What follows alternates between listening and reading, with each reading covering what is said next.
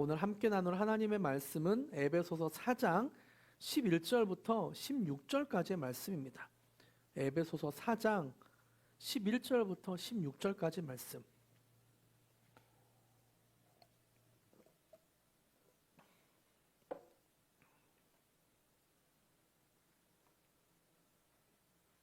에베소서 4장 11절부터 16절까지 말씀을 교독하시고 마지막 16절은 함께 읽겠습니다. 제가 먼저 읽습니다. 그가 어떤 사람은 사도로, 어떤 사람은 선지자로, 어떤 사람은 복음 전하는 자로, 어떤 사람은 목사와 교사로 삼으셨으니 이는 성도를 온전하게 하여 봉사의 일을 하게 하며 그리스도의 몸을 세우려 하심이라. 우리가 다 하나님의 아들을 믿는 것과 아는 일에 하나가 되어 온전한 사람을 이루어 그리스도의 장성한 분량이 충만한 데까지 이르리니 이는 우리가 이제부터 어린아이가 되지 아니하여 사람의 속임수와 간사한 유혹에 빠져 온갖 교훈의 풍조에 밀려 요동하지 않게 하려 함이라. 오직 사랑 안에서 참된 것을 하여 범사에 그에게까지 자랄지라. 그는 머리니 곧 그리스도라. 그에게서 온 몸이 각 마디를 통하여 도움을 받음으로 연결되고 결합되어 각 지체의 분량대로 역사하여 그 몸을 자라게 하며 사랑 안에서 스스로 세우느니라. 아멘.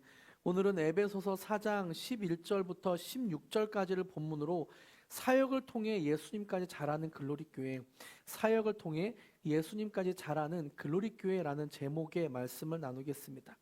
저는 오늘 여러분과 함께 소명 그리고 사역에 대해서 말씀을 나누려고 합니다. 소명과 사역. 사실 소명과 사역에 대한 설교는 다소 좀 무겁고 힘든 주제입니다.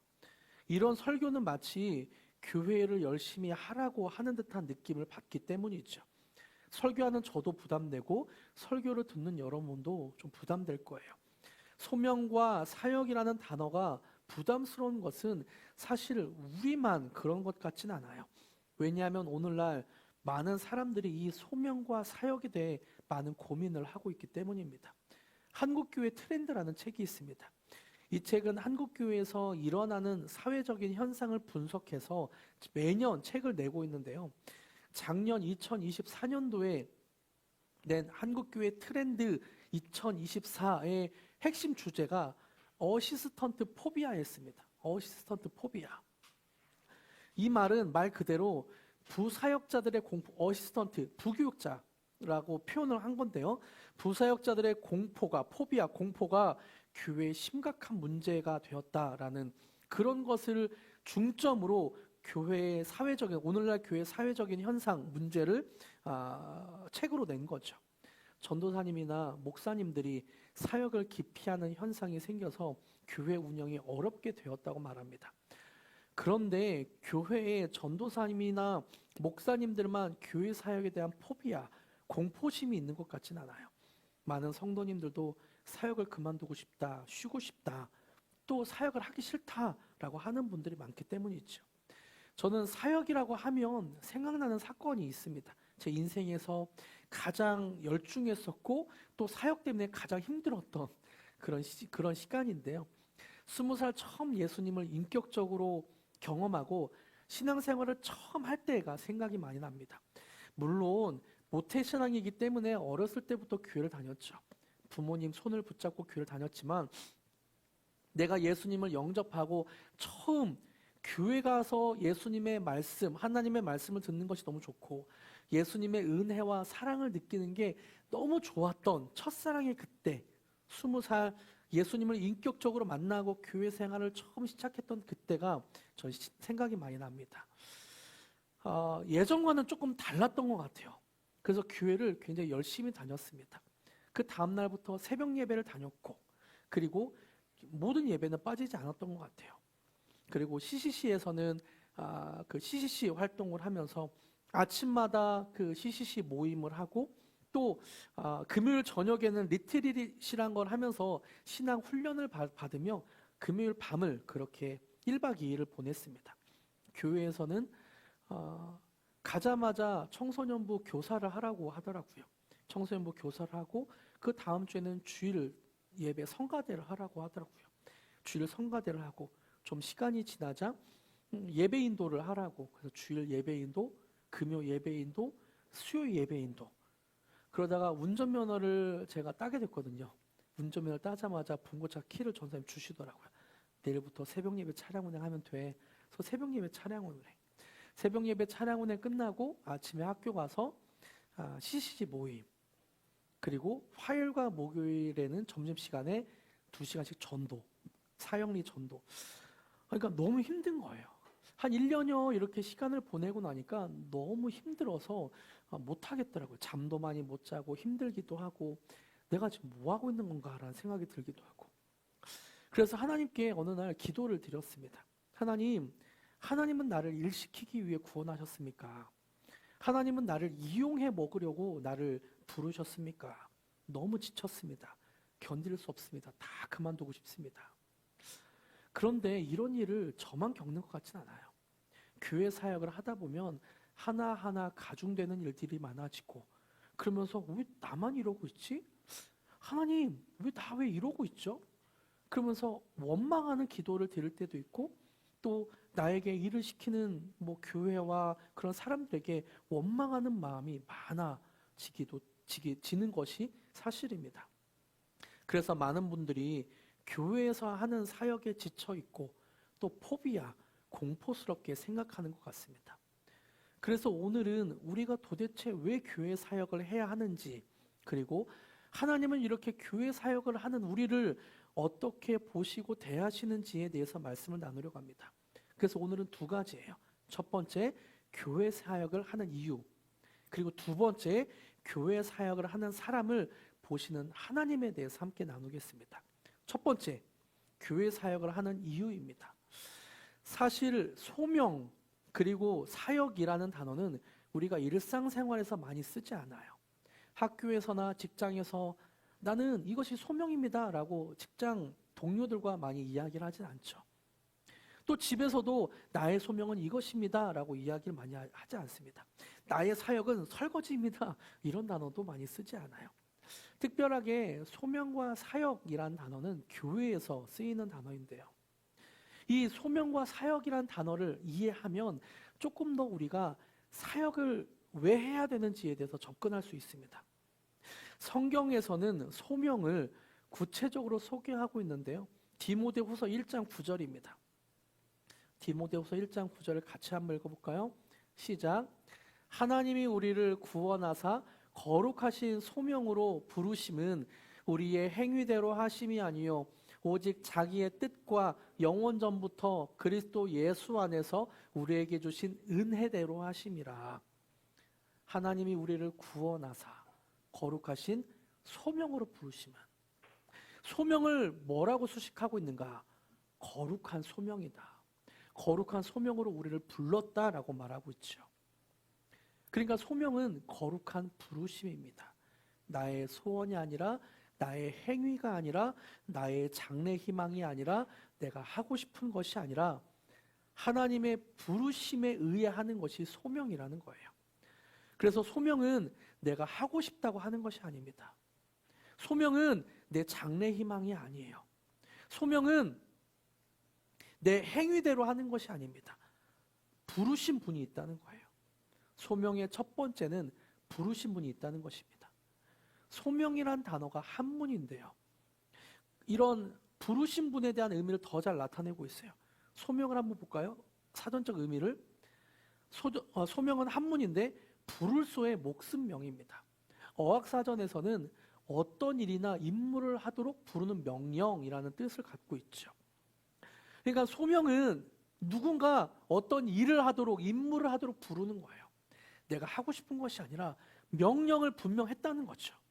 소명은 그래서 하나님이 나를 부르셨는가, 하나님이 나에게 맡겨주셨는가가 가장 중요한 것입니다. 그럼 사역은 무엇인가? 사역도 한문인데요. 사역은 일사에 시키다 역을 씁니다. 어학사전은 사람을 부리어 일을 시킴이죠. 그러니까 사역은 하나님이 사람에게 직접 일을 시키는 것, 어떤 것을 시키는 것을 의미합니다. 이것을 종합해보면 소명은 하나님의 부르심을 뜻하고 사역은 이 소명을 듣고 우리가 하는 일인 거죠. 소명은 하나님의 부르심이고 거룩한 부르심이고, 사역은 이 부르심에 응답해서 우리가 하고 있는 일입니다.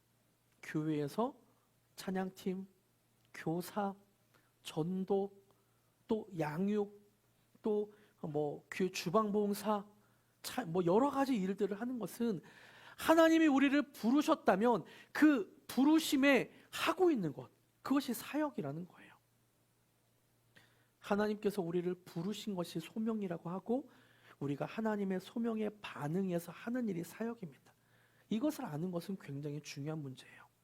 소명에서부터 사역이 이루어져야 하는데, 소명 없이 사역을 하거나 반대로 하나님의 소명이 있는데 사역을 하지 않은 경우에는 문제가 생기기 때문입니다. 어떤 사람은 소명 없이 사역을 하더라고요. 그렇게 소명 없이 사역을 하다 보니까 사역하면서 사람들의 칭찬이나 인정을 바랍니다. 하나님의 명령이 아니니까 하나님을 바라보지 않고 다른 것을 바라보는 거예요. 하나님의 칭찬보다 사람들의 인정과 칭찬을 듣고 싶어서 사역을 합니다. 그리고 소명 없이 자기가 하고 싶은 일을 하다 보면 하나님의 부르심이 없다 보니까 때로 자기 마음에 들지 않으면 힘들다, 어렵다. 또 사역하면서 힘이 들면 나만 이래, 나만 손해보고 있다라고 불만이 쌓이기도 합니다. 이런 현상은 하나님의 소명에서 사역이 시작된 것이 아니라 주변 환경 때문에, 또는 나의 어떤 마음 때문에 하고 싶어서 하는 일이기 때문입니다. 이럴 때 우리가 붙들어야 될 것은 무엇인가? 정말 이것을 하나님이 시키셨는가가 중요한 것이죠. 이렇듯 사역을 시작할 때 사역을 시키는 분이 누구인지 아는 것은 굉장히 중요한 문제입니다. 다만 아직 사역을 시작할 마음이 준비가 되지 않은 사람들에겐 교회 리더가 권면하는 것이 어떤 동기부여가 될 때도 있어요. 성도님, 집사님, 이런 것들 이렇게 보면 어떨까요? 그런데 이런 리더의 권유로 사역을 시작했어도 분명하게 하나님이 나에게 부르시는 소명이 있는가 하는 과정 중에 찾아야 됩니다. 하나님이 이런 이유 때문에 나에게 이런 소명을 맡겨주셨구나. 하나님이 나에게 이런 사역을 맡겨주셨구나. 이렇게 깨달아야 되는 것은 굉장히 중요한 거죠. 만약 권유를 받고 하나님의 소명을 깨닫지 못하면 나중에 이런 말을 해요. 저 사람 때문에, 저 사람이 나를 시켰어. 저 사람이 나를 힘들게 했어. 이렇게 고백할 수밖에 없게 됩니다. 지금은 달라졌는지 모르겠는데요. 5년 전까지만 해도 미국에서 가장 큰 교회라고, 가장 성장하는 교회라고 했던 미국 애틀란타에 있는 노스포인트 처치가 있습니다. 이 교회는 침례교회인데요. 노스포인트 교회에 담임인 앤디 스탠리 목사님은 노스포인트 교회 이야기라는 책을 쓰면서 이 소명과 사역에 대한 이야기를 분명히 전하고 있어요. 제가 읽어드릴게요.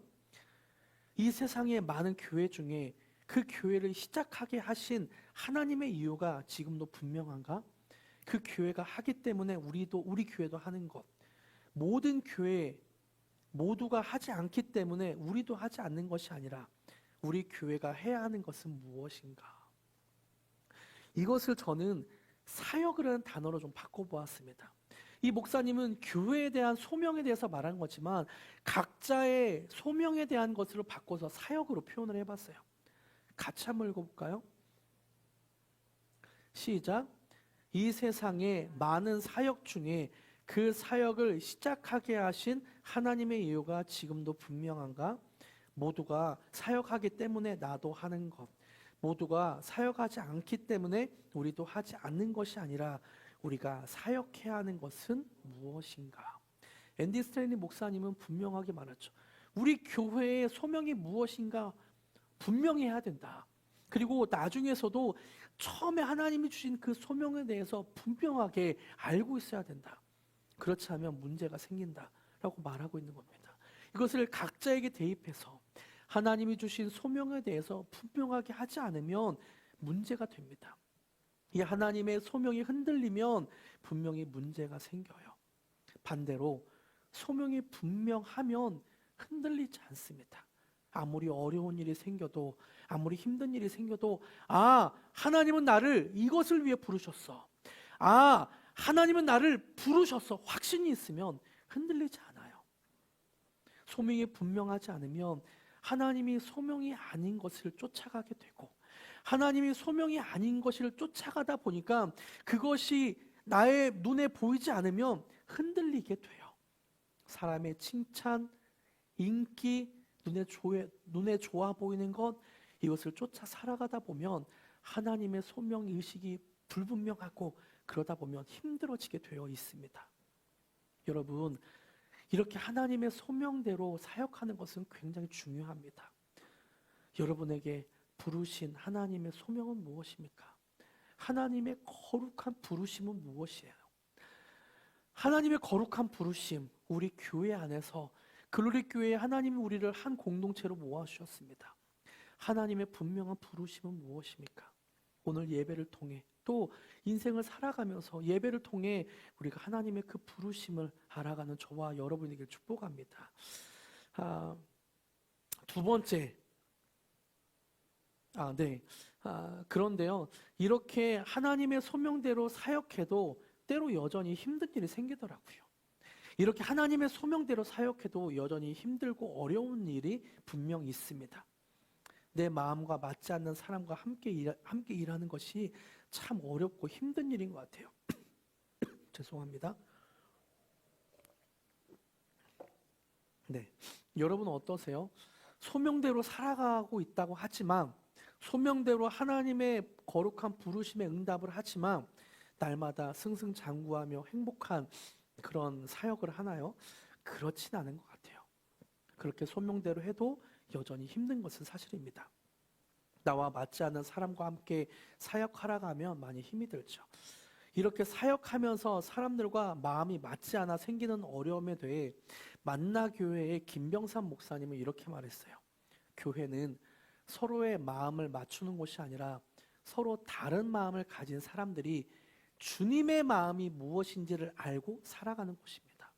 교회는 서로의 마음을 하나로 맞추는 곳이 아니라 다른 마음을 갖고 있는 사람이 하나님의 마음을 알아서 그 하나님의 마음을 바라보며 서로 그렇게 하나님께로 향하는 것, 하나님의 마음이 무엇인지를 알고 함께 그렇게 살아가는 것, 그것이 교회라는 거죠. 그래서 김병삼 목사님은 교회는 서로 우리 함께 마음을 맞춰보자 하는 것이 아니라는 거예요. 이것을 맞춰보자 하면서 교회는 굉장히 힘든 시기를 보냈다라고 말합니다. 왜냐하면 내 마음에 너는 맞춰야지라고 하면서 한 사람의 마음에 모두 다 맞추기 시작하면서 이단이 되기도 하고, 또 어떤 교회에 맞추기 위해서 어떤 것을 정해가지고 너 왜 이렇게 못해? 너 왜 이렇게 못해? 라고 하면서 율법을 강조하며 사람들에게 주신 하나님의 고유의 개성과 소명을 다 잘라버리는 율법주의적인 교회가 되었다라고 말하는 거죠. 그런 문제가 있었다라고 말하면서 김병삼 목사님은 교회가 마음을 맞추는 것이 아니라 소명에 의해 사역하는 사람들의 모습, 그렇게 사역하는 사람들의 모습을 소개하고 있는데요. 같이 한번 읽어볼까요? 시작. 예수 안에서 우리들이 하나님의 마음이 있는 것이라면 그것이 내 생각과 다르다고 할지라도 함께 갈 수 있는 공동체가 바로 교회 공동체입니다. 우리 교회에서 일어나고 있는 일들이 단순히 하나님의 의견을 따라 사람들의 의견을 따라 프로그램을 진행하는 교회인지, 아니면 우리들이 하고 있는 일들이 사명에 근거한 하나님의 마음이 있는 것인지를 구분 지을 수 있습니다. 중요한 게 무엇이라고 말하나요? 하나님의 마음이라고 말하는 거죠. 하나님의 마음, 소명이라고 말하는 거예요. 내 생각을 다른 사람과 맞추려고 하다 보면 그것은 분명 문제가 생긴다. 그래서 내 생각을 맞추려고 하지 말고 하나님의 마음에 우리 함께 맞춰보자. 그래서 우리가 하는 일이 사람들의 의견을 모아서 프로그램을 진행하는지, 아니면 우리가 하는 일들이 사명의 근거에서 하나님의 마음에 흡족하게 하기 위해서 하나님의 마음대로 하려고 하는 일인지를 우리는 구분 지을 수 있어야 된다라고 말하는 것입니다. 여러분, 나와 다른 생각, 다른 사역 스타일, 다른 마음 때문에 어려운 분이 있다면 집중해야 될 것은 그것이 맞지 않는 것에 대한 것이 아니에요. 하나님의 마음이 어디 있는가이죠. 하나님의 마음이 어디에 있는가? 나를 향하신 하나님의 마음이 어디에 있는가? 하나님의 마음이 있고 하나님의 소명에 반응하면 받지 않아도 하나님의 마음으로 그냥 가게 돼 있습니다. 하나님의 마음을 우리가 그렇게 다 동일하게 붙잡고 있다면 우리 교회는 그렇게 하나님께로 나아가게 될 거예요. 하나님의 마음을 알면 우리는 다른 사람과 다른 점을 보게 됩니다. 저 사람 왜 저래? 틀린 점이 아니라 저 사람은 나와 다르구나. 그래서 우리가 한 교회 안에서 아름답게 성장하구나. 성장하는 것이구나. 그리고 서로 맞춰가려고 노력해요. 틀린 점이 아니라 다른 점을 보게 되죠. 하지만 하나님의 마음이 아니라 나의 마음을 보면 다른 사람이 나에게 맞춰주지 않는 것에 대해 서운한 마음이 생깁니다. 이 서운한 마음이 커지면 커질수록 나는 맞고 너는 틀렸다라고 말하게 돼요. 물론 틀린 것은 우리가 점검해 봐야 됩니다. 틀린 복음, 틀린 하나님을 전한다면 그것은 정말 점검해 봐야 되죠. 하지만 설거지를 하고 뒤집어 놓던, 그러니까 앞으로 놓던, 수저와 젓가락을 이렇게 놓던, 삐뚤게 놓던, 교회 포스터를 만들 때 글씨체를 어떻게 쓰던 그것이 뭐가 중요해요. 그것은 다른 것이죠. 그 사람의 그 취향대로 하면 뭐가 문제가 됩니까? 다른 것과 틀린 것을 구분 지어야 합니다. 다른 것을 저 사람이 그게 좋아 보인다면 그래 당신이 그럴 수 있습니다. 당신의 소명 안에서 그걸 할 수 있죠. 다른 것을 구분 지을 수 있어야 돼요. 굳이 우리가 그렇게 맞출 필요는 없어요. 우리가 모두 다 하나님의 마음을 갖고 있다면 그 하나님의 마음을 붙잡고 우리가 서로 하나님이 우리를 그렇게 맞춰 가실 거예요. 그래서 바울은 이런 교회의 모습을 빌립보서 3장 14절에서 말씀하고 있어요.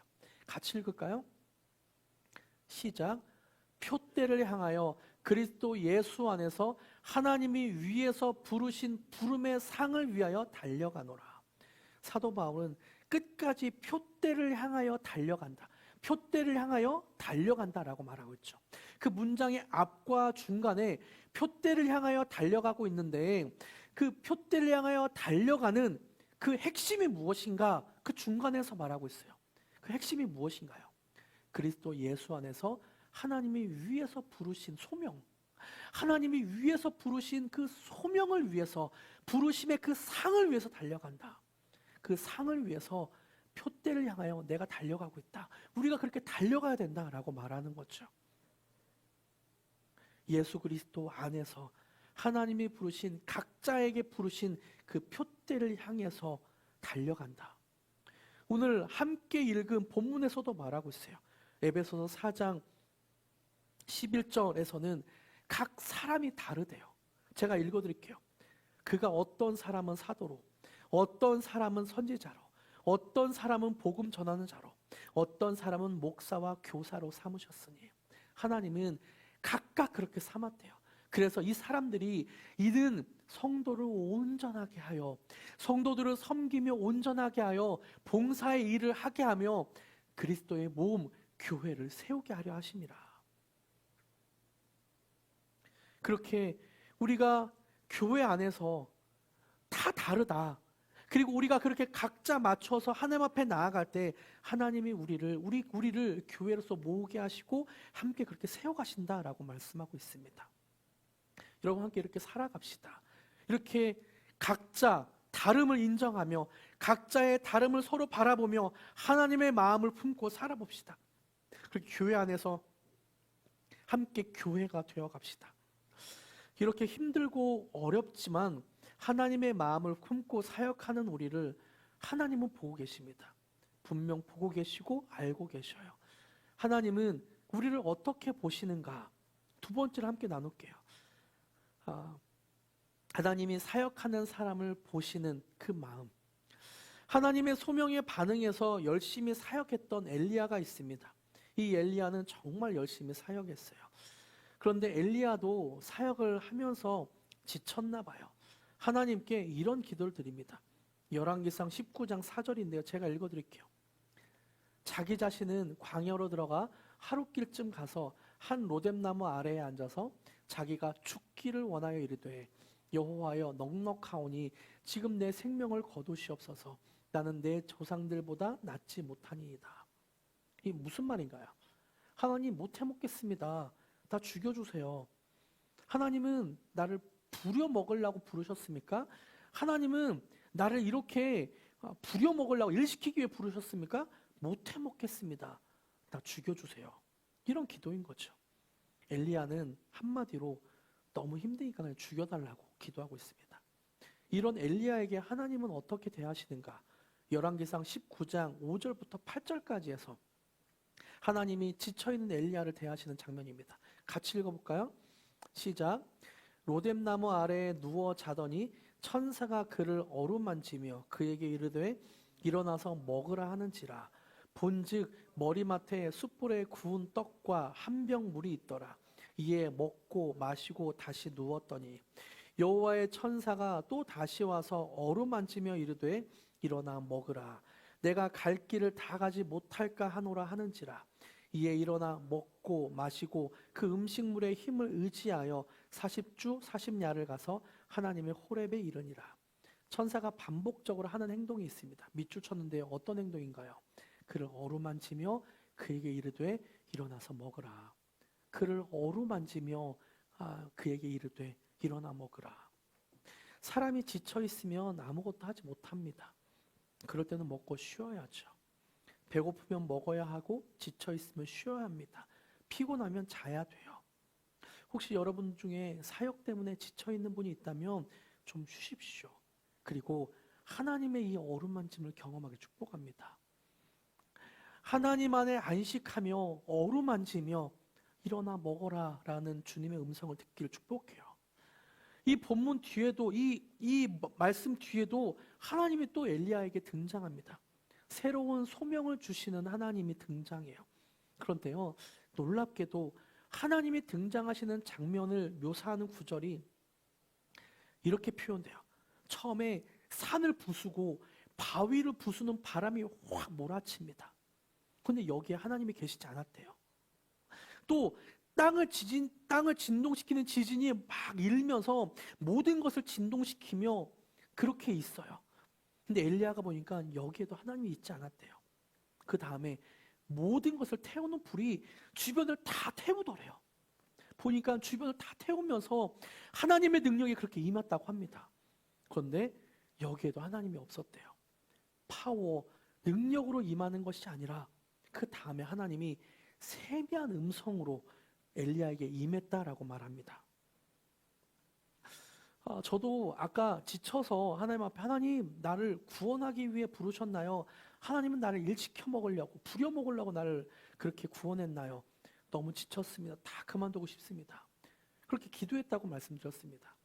그때 하나님이 능력을 베푸셔서 새벽 예배 차량 운행이 없어지거나 그 다음 주부터 청소년부 교사 신청자들이 많아서 내가 하지 않아도 되는 그런 상황이 되었거나 하나님은 나에게 어떤 큰 능력을 베푸셔서 내가 사역을 그만두게 되는 그런 일은 생기지 않더라고요.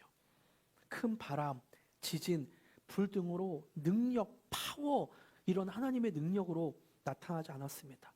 세밀한 음성으로 저에게 다가오셨어요. 사랑하는 아들아, 나는 너를 이용해 먹기 위해서 부른 것이 아니라 너와 사랑을 나누기 위해 구원했다. 사랑하는 아들아, 나는 너를 부려먹으려고 부른 게 아니야. 너를 너무 사랑해서 불렀어. 그 음성을 들리니까 제 마음이 회복이 되더라고요. 지쳐있던 마음이 회복이 되더라고요. 사역 때문에 지쳐있고 억눌려 있던 마음이 회복이 되더라고요. 그때 저는 깨달았습니다. 하나님은 나를 이용해 먹는 분이 아니구나. 하나님은 정말 나를 아끼시고 사랑하는 분이구나. 하나님은 정말 나를 아끼시고 사랑하셔서 나에게 소명, 거룩한 부르심, 거룩한 소명을 맡겨주시는 분이구나. 그것을 깨닫게 되었습니다. 여러분 혹시나 어시스턴트 포비아, 사역에 대해 공포심이 있는 분들 세밀한 하나님의 음성을 듣길 축복합니다. 큰 바람, 지진, 불, 하나님의 파워, 능력을 바라기에 앞서서 우리의 마음에 속삭이시며 나를 사랑한다고 말씀하시는 그 하나님, 나를 일으켜 주시는 그 하나님, 나에게 말씀하시며 나와 사랑을 나누고 싶은 그 하나님의 음성을 듣고 그 하나님을 경험하는 저와 여러분에게 축복합니다. 말씀을 맺겠습니다. 사역은 예수님이 시켜서 하는 것인데 예수님이 성도들에게 사역을 맡기는 이유를 에베소서 3장 12절에서는 분명하게 말씀하고 있습니다. 예수님이 성도들에게 사역을 시키는 이유, 그 이유는 이는 성도를 온전하게 하여 봉사의 일을 하게 하며 그리스도의 몸을 세우려 하심이라. 성도를 온전하게 하고 봉사의 일을 하게 하며 그리스도의 몸을 세우는 목적이라고 말하는 거죠. 이것을 통해 우리가 알 수 있는 사실이 있습니다. 결국 예수님은 우리 모두를 다양한 사역으로 부르셨다는 사실이죠. 이런 점에서 교회 사역은 오케스트라 같은 것 같아요. 오케스트라. 여러분 한번 상상해 보세요. 오케스트라가 저마다 다른 악기를 들고 입으로 불고 손으로 들고 앞에 두고 치면서 저마다의 악기로 저마다의 소리를 냅니다. 이것이 한대 지휘자의 손에 한데 모여질 때 굉장히 아름다운 앙상블이 되죠. 근데 만약에 이런 지휘자의 손에 그렇게 지휘자의 마음을 알고 지휘자의 손을 따르는 것이 아니라 자기 마음을 따른다고 생각해 보십시오. 팀파니가 나는 내 마음대로 할 거야 계속 치고 있다고 생각해 보세요. 그러면은 그 불협화음이 되고 듣기 힘든 소리가 될 거예요. 바이올린이 내가 왜 지휘자의 손대로 움직여야 돼? 내가 하고 싶은 대로 할 거야 하면서 다른 키로 연주하고 있다고 생각해 보세요. 불협화음이 되고 그 앙상블은 깨질 것입니다. 마치 이런 것과 같이 오케스트라가 조화롭게 자기가 소리를 낼 땐 내고 쉴 땐 쉬고 그렇게 한 음만 연주하라고 하면 지휘자의 손에 따라서 한 음만 연주하고 작게 소리를 내라고 하면 작게 소리 내고 이런 지휘자의 손에 따라 연주하다 보면 굉장히 아름다운 앙상블이 되죠. 마치 그런 것과 같이 교회 사역도 예수님은 우리를 다양한 모습으로 창조하셨고 다양한 사역을 맡겨주셨습니다. 중요한 것은 그 부르심에 맞게 사역을 하는 것입니다. 에베소서 4장 12절과 13절을 메시지 성경으로 보면 더 이해가 쉬워요. 이렇게 다양한 사역을 맞춰가는 그 모습 같이 읽어볼게요. 시작. 그것은 그리스도를 따르는 사람들을 숙련된 봉사의 일을 하도록 훈련시켜 그리스도의 몸인 교회 안에서 일하게 하시려는 것입니다. 그리하여 우리 모두가 춤추듯 서로 손발이 척척 맞아 하나님의 아들께 능숙하고 우아하게 응답하고 충분히 성숙한 어른이 되고 안팎으로 충분히 개발되어 그리스도처럼 충분히 살게 하려는 것입니다. 우리가 그렇게 각각의 고유한 일을 숙련된 봉사의 일을 훈련시키고 그리고 나서 우리 모두가 춤추듯 서로 손발이 척척 맞아 하나님의 아들께 능숙하고 우아하게 응답하고 충분히 성숙한 어른이 되고 안팎으로 충분히 개발되어 어떻게 살라고 하게 하려는 것인가? 그리스도처럼 예수님처럼 자라가게 예수님처럼 충만히 살게 하려는 것이라고 분명히 말씀하고 있습니다. 저는 그래서 기대가 됩니다. 우리 교회 성도님들이 다양한 은사와 다양한 재능, 장점들이 서로 공유가 되어서 모두 다 하나님의 마음을 바라보며 하나님의 마음을 품고 다양하게 사역을 하는 그 사역들이 생기고 또 다양한 사람들이 함께 교회가 되어서 우리가 모두 춤추듯 손발이 척척 맞아 하나님의 아들을 능숙하고 우아하게 응답한 날 그리고 각자가 한 명 한 명이 예수님까지 자라서 예수님처럼 충만하게 교회 생활을 하고 예수님처럼 충만하게 삶을 살아가는 그날을 저는 꿈꾸고 있습니다. 함께 그렇게 살아봅시다. 할렐루야. 함께 그렇게 교회가 되어 갑시다. 우리를 창조하신 하나님을 믿으며 하나님이 우리에게 맡겨주신 그 사역이 무엇인지 그 소명의 부르심에 응답하며 함께 살아갑시다. 하나님은 너를 만드신 분 찬양하시면서 그런 하나님을 고백합시다.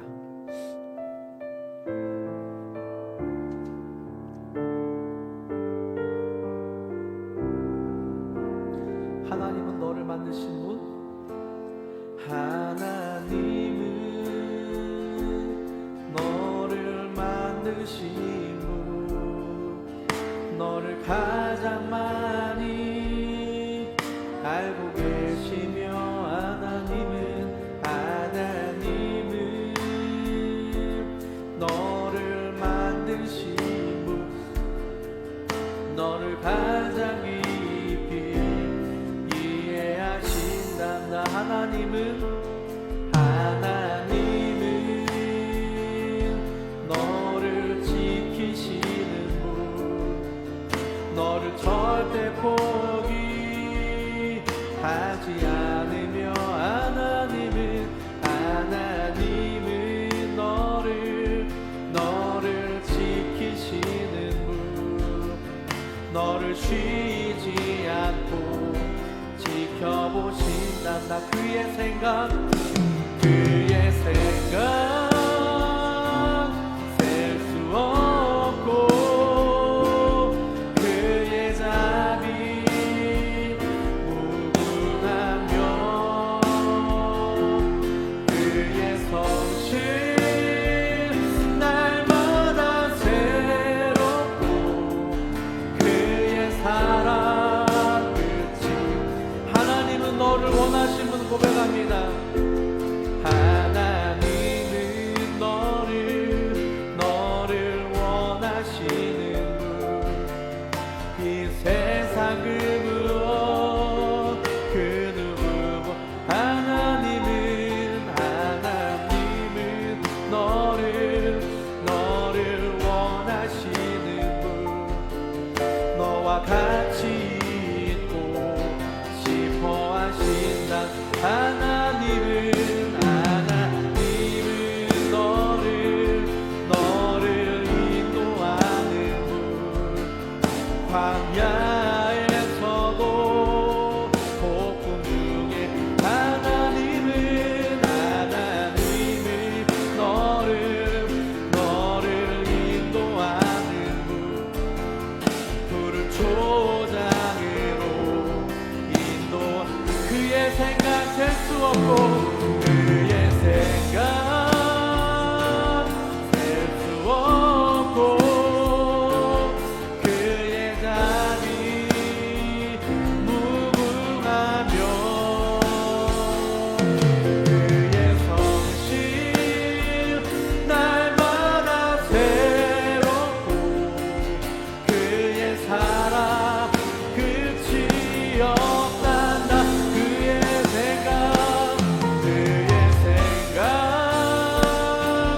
셀 수 없고, 그의 자비 무궁하며,